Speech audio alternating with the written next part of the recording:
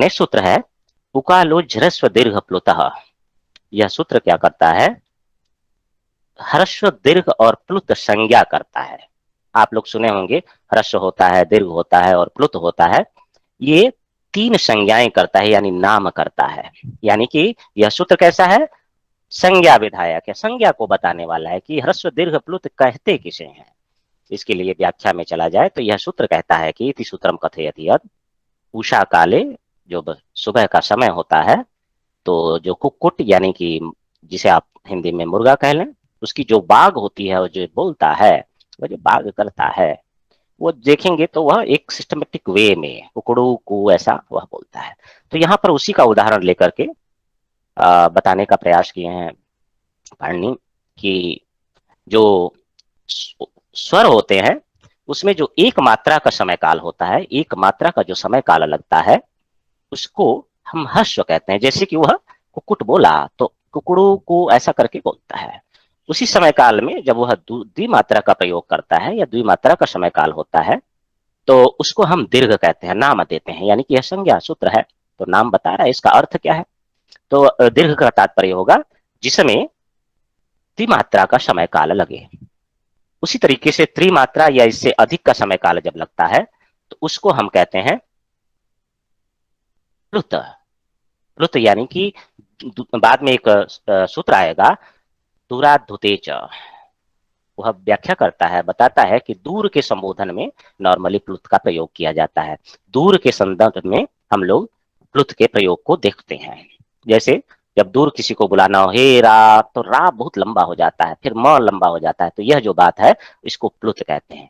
अब यहीं पे बात समझ जाइए कि यानी जो स्वर हैं उन स्वरों के तीन भेद होते हैं। एक होता है ह्रस्व, एक होता है दीर्घ और एक होता है प्लुत। जैसे कि अ ह्रस्व है, आ दीर्घ, अ का ही भेद है अ, और अ का ही भेद है आ, और आ का ही भेद है आ। प्लुत की मात्रा यानी तीन का निशान हम नॉर्मली लगाते हैं तो वह प्लुत माना जाता है। तो इस तरीके से इसमें उदाहरण में आप नीचे लिखेंगे अ इक्वल टू ह्रस्व, आ इज इक्वल टू दीर्घ, आ पर तीन की मात्रा इज इक्वल टू प्लुत। यह लिख लेंगे तो यह आपका उत्तर हो जाएगा। अब जो स्वर आपने तीन भेद किए, यानी कि अ का तीन भेद हो गया, अ तीन प्रकार का ह्रस्व दीर्घ और प्लुत। इसमें तीन और भेद करने का प्रयास करते हैं, आपको संज्ञा प्रकरण में देखने को मिलेगा। वह होता है उदात्त, अनुदात्त और स्वरित। ये जो प्रयोग है नॉर्मली ह्रस्व दीर्घ को छोड़ करके उदात्त, अनुदात्त, स्वरित जैसे प्रयोग यह वेदों में मिलते हैं। कैसा है यह स्वरूप, यह देखिए, एक मैंने वैदिक मंत्र लिया है। वह वैदिक मंत्र है, संबंधित है स्वस्ति वाचन से संबंधित है, प्रार्थना से संबंधित है। तो स्वस्ति वाचन में ऐसा प्रयोग किया जाता है, प्रार्थना में ऐसा प्रयोग किया जाता है। मंत्र को एक बार मैं पढ़ता हूं, आप लोगों को थोड़ा सा संदर्भ आएगा कि वैदिक में स्वरों का उच्चारण कैसे होता है। याद नहीं रखना है और इसका कोई औचित्य भी नहीं है, मगर जब यह ऐसा आप देखते होंगे तो घबरा जाते हैं ये क्या लिखा हुआ है। तो ऐसा ना हो, तो इसके लिए पुनः मैं पढ़ता हूं, पढ़ने का प्रयास करता हूं। ऐसे उचित समय नहीं है मगर बताता हूं। तो हरि ओम आनो भद्राः क्रतवो जंतु विश्वतो दब्धाशो अपरीता स उद्भिदः, ऐसा प्रोनाउंसिएट किया जाता है। तो आप देखे होंगे कि जब मैं बोल रहा हूं तो बहुत सारा डिफ्रेंशिएट, उतार चढ़ाव देखने को मिला होगा। यह जो उतार चढ़ाव है, ये जो ऊपर निशान लगा हुआ है और नीचे निशान लगा हुआ है, आप देख रहे हैं न के ऊपर जो है ओ, इसी को उदात्त कहा जाता है। यदि मैं अ के ऊपर ऐसी बिंद, ऐसा जो खड़ी पाई लगा दूं तो वह क्या कहेगा, उदात्त अ। यदि आ के ऊपर मैं यदि खड़ी बिंदु लगा, खड़ी पाई लगा दूं तो वह क्या कहलाएगा, उदात्त दीर्घ अ, उदात्त दीर्घ अ ऐसा कहलाएगा। उसी तरीके से यदि अ के नीचे मैं निशान लगा दूं तो वह क्या होगा, जैसे यहाँ वी के नीचे आप देख रहे हैं, भ के नीचे देख रहे हैं, सो के नीचे दिख रहे हैं, ऊ के नीचे, तो यदि अ के नीचे ऐसा ही निशान मैं लगा दूं तो वह क्या कहेगा, अनुदात्त। यानी कि अ कैसा होगा, अनुदात्त वाला, आ कैसा होगा, अनुदात्त वाला, प्लुत कैसा होगा, अनुदात्त वाला, और जिसमें यह निशान नहीं लगा हुआ है उसको हम कहते हैं स्वरित। तीन भेद, यानी अ, आ और प्लुत आ का तीन तीन भेद होगा, उदात्त, अनुदात्त और स्वरित। ये जो है तीन सूत्र हैं इसको बताने के लिए। कौन कौन? एक है उच्चैरुदात्तः, यह सूत्र उदात्त संज्ञा विधायक सूत्र है। यह सूत्र कहता है कोपि स्वरम, मतलब जो स्वर है उसके मुख के, जो हमारा मुख है उसके ऊपरी भाग से जब कहा जाता है तो हम उसको कहते हैं, उसका जो उच्चारण होता है उसको हम उदात्त कहते हैं। यथा अ के ऊपर वही निशान आपको लगा देना है, आ के ऊपर वही निशान आपको लगा देना है, या ई के ऊपर वही निशान लगा देना। तो एक दो उदाहरण आप यथा करके आप इसको लिख सकते हैं। उसी तरीके से अनुदात्त को देखा जाए तो यह सूत्र जो है अनुदात्त संज्ञा विधायक सूत्र है।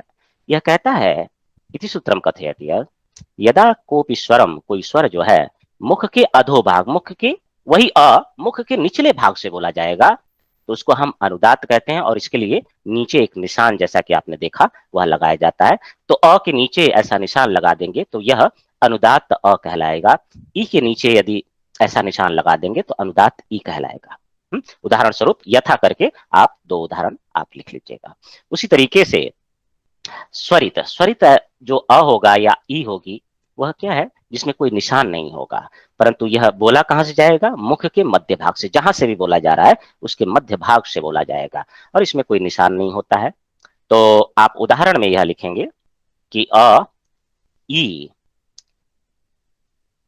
इति स्वरित संज्ञकः अस्ति, स्वरित संज्ञकः इति स्वरित संज्ञकः अ ई इति स्वरित संज्ञक, इसमें कोई निशान नहीं होगा। ठीक है, ठीक है, किसी कोई डाउट है? सर यहाँ पे हम अपना उदाहरण लिख के फिर उसमें दिखाएंगे। हाँ हाँ, उदाहरण जैसे उदात्त वाले में अ के ऊपर आप एक खड़ी पाई लगा देंगे, ई के ऊपर जी खड़ी पाई लगा देंगे उदाहरण में। अनुदात्त जी वाले में अ के नीचे लगा देंगे, ई के नीचे लगा देंगे, और स्वरित वाले में कोई सा भी नहीं लगाएंगे। ठीक है सर, धन्यवाद। उदाहरण आप दे देंगे। ठीक है, समझ में आ गया? किसी कोई डाउट?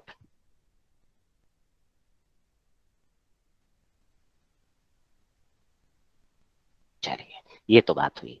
एक और सूत्र है जो कि इससे रिलेटेड है, यह है मुख नासिका वचनोनुनासिका। यह अनुनासिक संज्ञा करता है, अनुनासिक विधायक सूत्र है। यह कहता है कोई भी वर्ण हो, वर्ण की बात करता है, केवल स्वर नहीं, वर्ण, सारे वर्ण आ जाते हैं। वह कहते हैं जब कोई वर्ण मुख सहित नासिका से उच्चार्यमाण होता है, देख ध्यान दीजिए, नाम लिखा हूं, राइटिंग में टाइप एरर हो जाता है, उच्चार्यमाणम भवति तदा तस्य वर्णस्य अनुनासिक संज्ञा भवति। जब हम कोई अ ही यदि हम नासिका के साथ बोले, जैसे आप सुन रहे हैं, मेरी आवाज आ रही?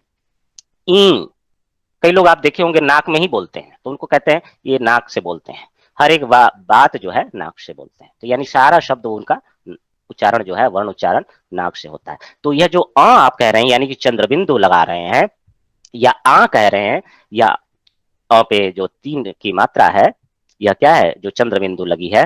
पहली बात तो हम आगे देखेंगे कल के। हाँ, बहुत अच्छे उदाहरण, हिमेश रेशमिया। तो क्या है कि कंठ से अ का उच्चारण होता है। आप छुइए, यहाँ पर ऐसे देखिए, ऐसे छुइए, यहाँ ऐसे गले पे, ये जो पुरुषों में तो यह निकला रहता है, महिलाओं में नीचे होता है थोड़ा सा, इसी कारण आवाज बदलती है। तो इस जो निकले हुए पार्ट को आप छुइए, छू, आप सभी लोग छुए, आप देखिए बोल रहे हैं। जब आप फील करेंगे तो कहां से बोला जा रहा है, यह क्या है, कंठ से। कंठ पर से। मैं कंठ से ऐसे निकल रहा हूं। यदि मैं कहूं तो भी यहीं से निकल रहा है। थोड़ा सा अंदर आप देख रहे होंगे, छूने पे ही आपको यहाँ पे पता चलेगा। थोड़ा सा अंदर आप देखेंगे, अंदर कुछ के लिए अलग तरीके से हलचल करनी पड़ी, बस अंदर। वहां प्राण लगाना पड़ता है, थोड़ा मेहनत करना पड़ता है। का ही दूसरा स्वरूप। मगर मैं कहूं ई, तो इसी को पकड़ते हुए आप देखेंगे, कल हम लोग डिटेल में इसको करेंगे, ई कहां से बोल रहे हैं। आप देखेंगे ई आप मुख के पास में और इसके गले के नीचे एकदम आप प्रयत्न कर रहे हैं, और मुख में ऐसे यहां पर ये जो जगह है ना, ई, ई जो फोटो खिंचवाने वाला है, ई ऐसा वाला। तो आप देखेंगे यहां से उच्चारण हो रहा है। तो कहां से हो रहा है, हम कल की चीजों में वह देखने का अंतर प्रयास करेंगे। तो जो भी चीज मान लीजिए ई मैं नासिका के साथ बोलूं तो वह क्या होगा, ई, तो नासिका के साथ मैंने बोला, यानी कि अब देखिए, जो अ हमने देखा उसका पहला 3 पार्ट हमने किया, अ, आ और प्लुत अ। फिर उसके 3 पार्ट किए, अ का ह्रस्व जो उदात्त है, ह्रस्व अनुदात्त है और हस्व स्वरित है। अब इसके सारे के एक और पार्ट बनेंगे, जो नासिका के चंद्रबिंदु के साथ, जैसे यहाँ पर चंद्रबिंदु के साथ अ लिखा हुआ है, आ लिखा हुआ है और आ लिखा हुआ है। तो ये जो है, ये क्या हो गया, कुल 18 भेद हो गए। कल हम लोग चर्चा करेंगे कि 18 भेद किनके किनके होते हैं, किसके 16 होते हैं, किसके 12 होते हैं। ये जो भेद होते हैं, उदात्त, अनुदात्त, स्वरित, अनुनासिक और दीर्घ, किसी के दीर्घ नहीं होता है, किसी के प्लुत नहीं होता है, ये हम कल की क्लास में, आज हम केवल सूत्र की व्याख्या देख रहे हैं। मेरी बात समझ में आए? तो ये दूसरा चैप्टर है। ये पहला चैप्टर हम हलंत्यम वाला देखे थे, हलंत्यम तस्य लोपः और अदर्शनम लोपः मुख नासिका वचनोनुनासिका। जो दूसरा इसी के अंतर्गत चैप्टर है उससे रिलेटेड है, जो कि उच्चारण भेद, स्वरों के भेद से संबंधित है। तो स्वर के भेद से संबंधित हम यह सूत्र देखें, मुख नासिका वचनानुनासिका, उच्चैरुदात्तः निचैरनुदात्तः और समाहार स्वरित, एक और सूत्र कालोज्झ्रस्व दीर्घ प्लुतः। ये 4 सूत्र इसके अंतर्गत रखे जाते हैं। ठीक है, अब इसके अलावा हम लोग थोड़ा सा नेक्स्ट पॉइंट पे चलते हैं, नेक्स्ट चीजों को। आज हम केवल सूत्र की व्याख्या और इसी तुल्यास प्रयत्नम से संबंधित जो हम उच्चारण कर रहे हैं उससे संबंधित व्याख्या, उच्चारण स्थान को हम कल देखने का प्रयास करेंगे डिटेल में। तो तुल्यास प्रयत्न क्या करता है, सवर्ण करता है, सवर्ण संज्ञा करता है। ये सवर्ण होता क्या है भाई, तो पहले मैं यहाँ बता देता हूँ, फिर मैं आपको प्रायोगिक रूप से बताने का प्रयास कर। इति सूत्रम कथयत यद यदा वर्णानाम तालवादि स्थानम, तालु आदि स्थान, आभ्यंतर प्रयत्न और अभ्यंतर बाह्य प्रयत्न एक होंगे, तो उन सभी की, जितने भी हैं जहां से वह निकल रहे हैं, सब क्या कहलाएंगे, सवर्ण संज्ञक। सवर्ण संज्ञा, सवर्ण अगर व्याकरण में कोई बात कही गई, सवर्ण नाम दिया गया, कहीं पे भी व्याकरण में सवर्ण लिखा होगा, तो इसका मतलब है वह अपने सवर्णी की बात कर रहा है, अपने साथ में उत्पन्न होने वाले लोगों की बात कर रहा है। जैसे अभी हम लोगों ने देखा, गले में छुई अ, मैंने कहा ह, मैंने कहा क, मैंने कहा ख, मैंने कहा ग, मैंने कहा घ। आभ्यंतर प्रयत्न और ये सारी चीजें थोड़ी थोड़ी बदल रही हैं, मगर निकल रहा है सारा शब्द क्या है, कंठ से। तो अ और कवर्ग और ह हम कल इसमें डिटेल में देखेंगे। अ और कवर्ग और ह ये तीनों क्या कहलाएंगे, सवर्णी, क्योंकि एक ही जगह से निकल रहे हैं, कहां से, कंठ से।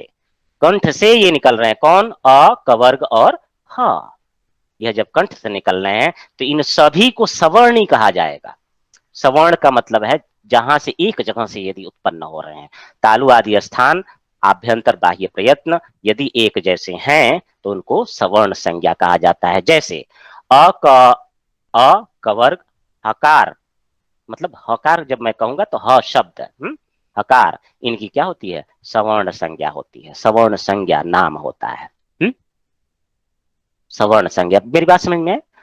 तुल्यास प्रयत्नम सवर्णम किम करोति, सवर्ण संज्ञाम करोति, केशाम करोति, जो एक ही स्थान से जो वर्ण उत्पन्न होते हैं, वह कोई भी हो सकता है, स्वर भी हो सकता है, व्यंजन भी हो सकते हैं, इनका एक ग्रुप बन जाएगा। जैसे अ, कवर्ग और ह, इनका जो है एक ग्रुप है। ठीक है,